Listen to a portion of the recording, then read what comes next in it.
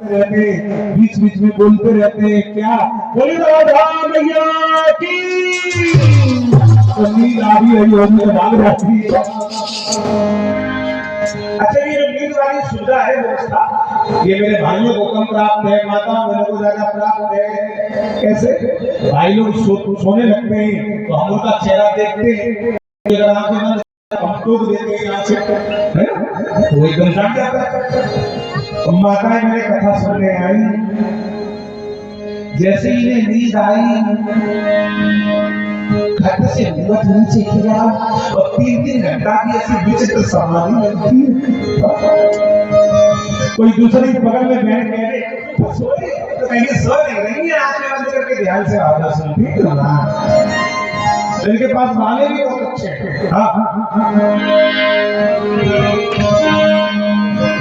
और घर में सोएंगी तो सास सोने नहीं देगी, है ना भैया।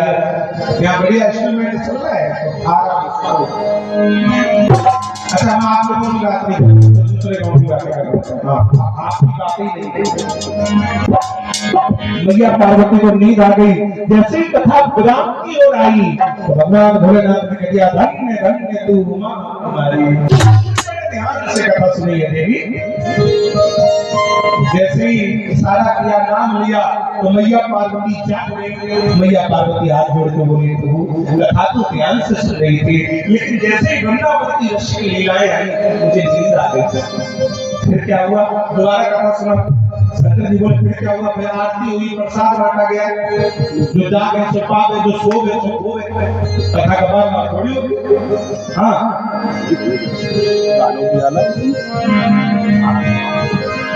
भैया अब दोबारा कथा नहीं हो सकती। लेकिन एक बात बताओ देवी, अगर तुम्हें नींद आ गई थी तो ये गाड़ी की आवाज तो बार बार आती है, और मैंने तो नेट तो सुना रहा था, और ये आवाज बराबर आती है गाड़ी की। हमें लगता है तुम्हारे अलावा कथा किसी और ने भी सुनी। जैसे ही ऊपर नजर डाली तो ऊपर उसी वृक्ष पे छोटा सा तोता का पालक बैठा है, बच्चा। शंकर जी ने कहा, तुमने मेरी कथा का अनाधिकार प्रयोग किया है, बगैर पूछे कथा सुनी। तोते के बच्चे ने कह दिया, होश में भले ना, कथा सुनने के लिए किसी की याद करनी नहीं जाती। अब जैसे यहाँ भागवत हो रही है, कोई सुनने आए ना कथा, तो पहले आपसे पूछेगा कि सुनने का नहीं सुनने, पूछेगा क्या? नहीं पूछेगा ना, कथा तो सब कुछ सुने, उसमें आगे आगे नहीं पड़ती। शंकर जी ने त्रिशूल फेंक के मारा उस तोते के बालक के। एक लोग ने हमसे सवाल कर दिया, एक लोग हमसे पूछ रहे थे, शास्त्री जी उस तोते के बच्चे ने भागवती को सुनी थी केवल, शंकर जी ने त्रिशूल क्यों मारा? क्या भागवत सुनना पाप है? हमने कहा भागवत सुनना पाप नहीं, तो फिर त्रिशूल क्यों मारा भोलेनाथ ने? हमने कहा एक पाप हो गया तोते के बच्चे से। तो क्या? हमने कहा उसने कथा तो सुनी, लेकिन व्यास पीठ से ऊपर बैठे कथा सुनी। मेरी माताओं और मेरे भाइयों, कहीं भी कथा सुनने जाना तो हो सके तो व्यास पीठ से चाहे आप 1 इंच नीचे वहां बैठ के आप कथा सुनिए। तो मेरी तो निवेदन रहती है कि धरती नहीं बैठ कर सुनिए। अगर आपके पैरों में दर्द होता है तो कुर्सी पे बैठ जाइए, सोफा सेट पे बैठ जाइए। हाँ, शरीर में दिक्कत है तो सबसे पावन जगह तो धरती मानी है। क्यों? पानी जब बहता है पानी, तो जहाँ बिल्कुल निचला भाग होगा पानी वही जाता है।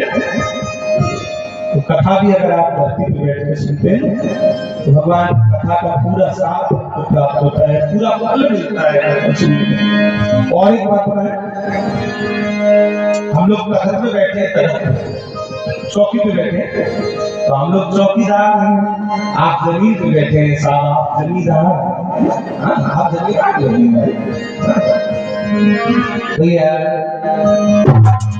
जैसे ही त्रिशूल फेंक के मारा तो कहीं मैंने लिखा है, पढ़ा है, त्रिशूल तोते के बच्चे के लगा भी, लेकिन तोते का बच्चा मरा नहीं। तो भगवान शंकर कह गए, तू मर नहीं रहा है, ये महाकाल का त्रिशूल है। तोते के बच्चे ने कह दिया, मेरी मरे भला। क्यों बोले? मैं तो कथा सुन चुका हूं। आगे आगे तोते का बच्चा जा रहा है, पीछे पीछे त्रिशूल जा रहा है। तोते का बच्चा सारे संसार में भागा, एक यूपी में जिला है, एक तो है अपना कानपुर। कानपुर के साउथ की तरफ, दक्षिण की तरफ एक जमुना नदी है, जमुना नदी के उस पार एक जिला है जिसका नाम है जालौन।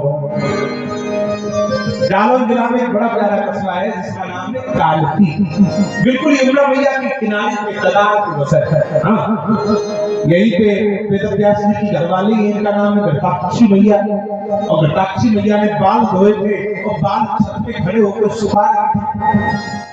ये तोते का बच्चा उड़ते हुए आया, जैसे ही मैया के पास आया तो मैया को जमाई आ गई। मैया का जैसे ही मुंह खुला तो ये तोते का बच्चा मुंह के द्वारा पेट में प्रवेश कर गया। अब त्रिशूल ने ये सोचा, अब अगर मारूंगा तो तोते का बालक तो बाद में मरेगा, एक अगला बहन पहले मर जाएगी। नहीं अभी नहीं मारूंगा, जो दरवाजे पे खड़ा हो जाऊंगा, जब ये तोते का बच्चा बाहर आएगा माँ के उधर से, माँ के पेट से, तब मारूंगा। त्रिशूल खड़ा हो गया। 1 वर्ष बीते, 2 वर्ष बीते, 3 साल, 4, 5, 6 साल, 12 वर्ष बीत गए। तोते का बालक बाहर आया। त्रिशूल का क्रोध शांत हो गया। त्रिशूल ने सोचा, हमें लगता है तोते का बच्चा मैया के पेट में जल गया, मैया के पेट में मर गया। हमारे तुम्हारे पेट में भी आग होती है तो भोजन का डाइजेशन करती है, पाचन करती है, उसी में जल गया। त्रिशूल को लौट गया।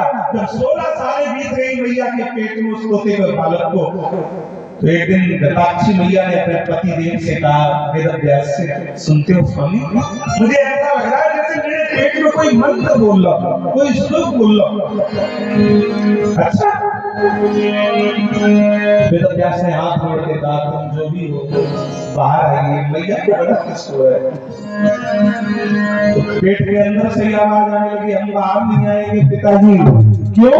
बोले, हम तो मैया के पेट में बहुत अच्छे हैं, खूब भजन हो रहा है, न काम न क्रोध न मद न लोभ, या खूब भजन हो रहा है, 24 घंटे भजने हो रहे हैं। और अगर मैं बाहर आया तो पिताजी भूमि गिरत बाधावर पानी, जब धीरई माया लपटानी। यही हाल है हमारा तुम्हारा। पानी बरसे पानी, तो पानी की बूंद को ऊपर से देखना है, ऊपर से गिरते, तो जब तक वो धरती पे नहीं गिरती तब तक बिल्कुल साफ होती है, तो जब धरती पे गिर जाती है तो पानी गंदा हो जाता है। यही हाल हमारा तुम्हारा है। जब माँ के उदर में थे, माँ के पेट में थे, तब तक बड़े स्वच्छ, बड़े निर्मल, लेकिन जैसे ही धरती पे आए तो काम क्रोध मद लोभ सब ने घेर लिया। बालक जब छोटा हो तो उसे दुनिया का किसी का मोह नहीं होता है, और बड़ा होगा तो थोड़ा लालच हो जाएगा उसे, फिर और बड़ा होगा तब उसमें क्रोध आ जाएगा, फिर और बड़ा होगा तो काम भी आ जाएगा। माँ के पेट में ये सब नहीं था। तो वेदव्यास ने कहा, बेटा तुम तो बाहर आओ, मैं वरदान दे रहा हूँ, दुनिया की मोह माया लालच काम क्रोध तुम्हारे अंदर आएगा ही नहीं, ये मैं वरदान दूंगा। वेदव्यास ने वरदान दिया, आप तो बाहर आओ। जैसे ही कहा बाहर आइए, 16 साल मैया के घर में रहे, और जैसे ही प्रकट हुए, आप जय जयकार हो रही है, फूलों की वर्षा हो रही है,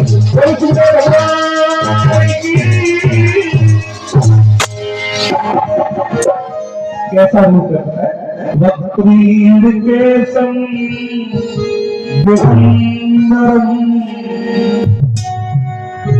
संग्रहालय वाले दिगंबर, दिगंबर का मतलब शरीर में एक भी कपड़ा नहीं, जो अंबर है वही उनके वस्त्र है, रसायन उनके वस्त्र है। अभी नालाब क्षेत्र भी नहीं हुआ और परिवार छोड़ के सुखदेव भगवान जैसी वन की ओर चले। सुखवान होता है तोता, ये तो तोता, लेकिन जब 16 साल मैया के पेट में रहे तो दुनिया के लोगों ने तोता से पेट बना दिया, तो नाम पड़ गया सुखदेव भगवान। बोले सुखदेव भगवान की। जैसे ही कड़ी की ओर भागे तो वेदव्यास चिल्ला रहे,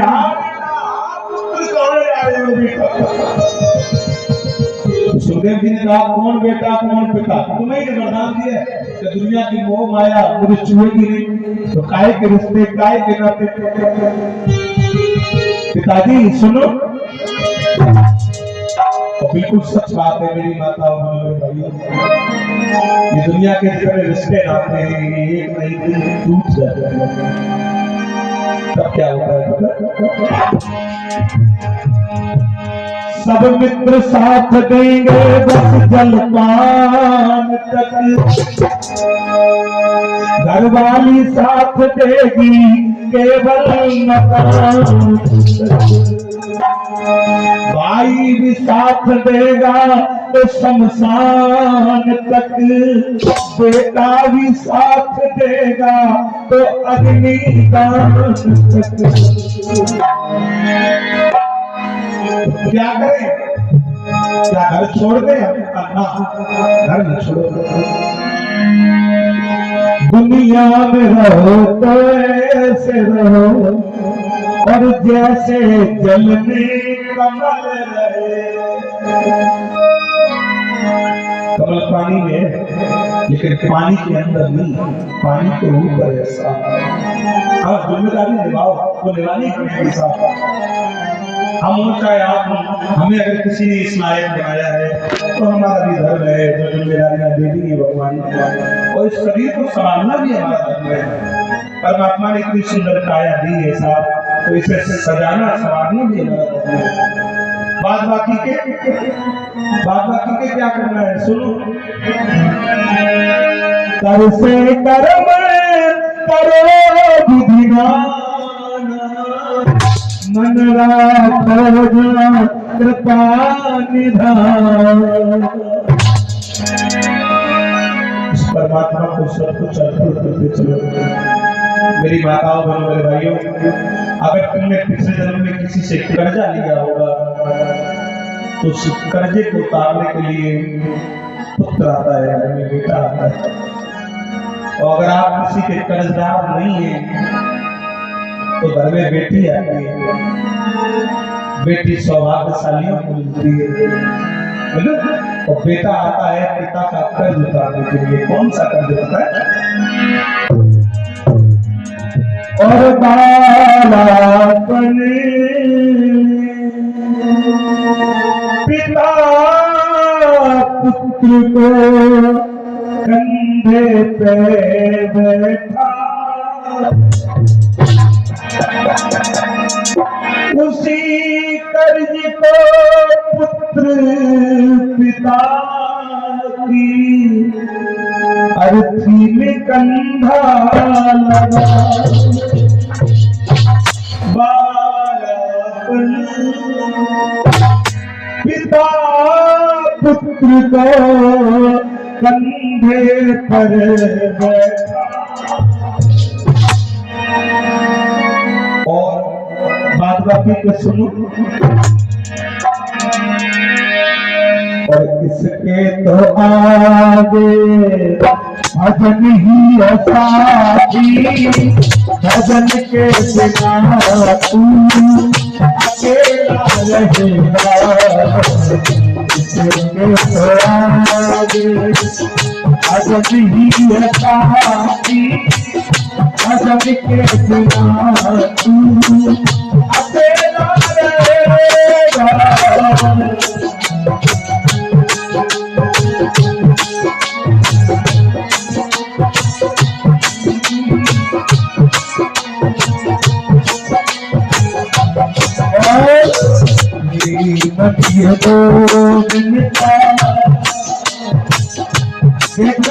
कितनी बड़ी रचना है साहब। हॉस्पिटल से जाना तो भीड़, रेलवे स्टेशन पर जाना तो भीड़, घर पे जाना तो भीड़, रोड पे जाना तो भीड़, टैक्सी में जाओ तो भीड़। और भीड़ आदमी की है, आदमी अकेला। भीड़ आदमी की है, आदमी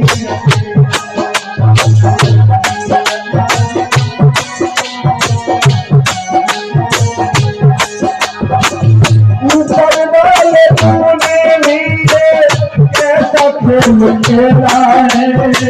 ऊपर वाले तूने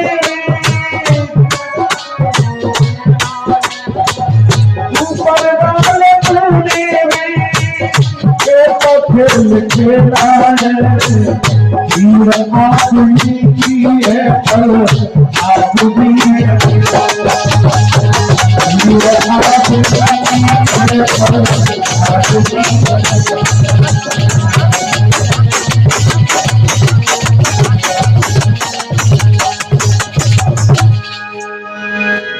भगवान जैसे ही चले पाए की ओर, तो रास्ते में एक घटना और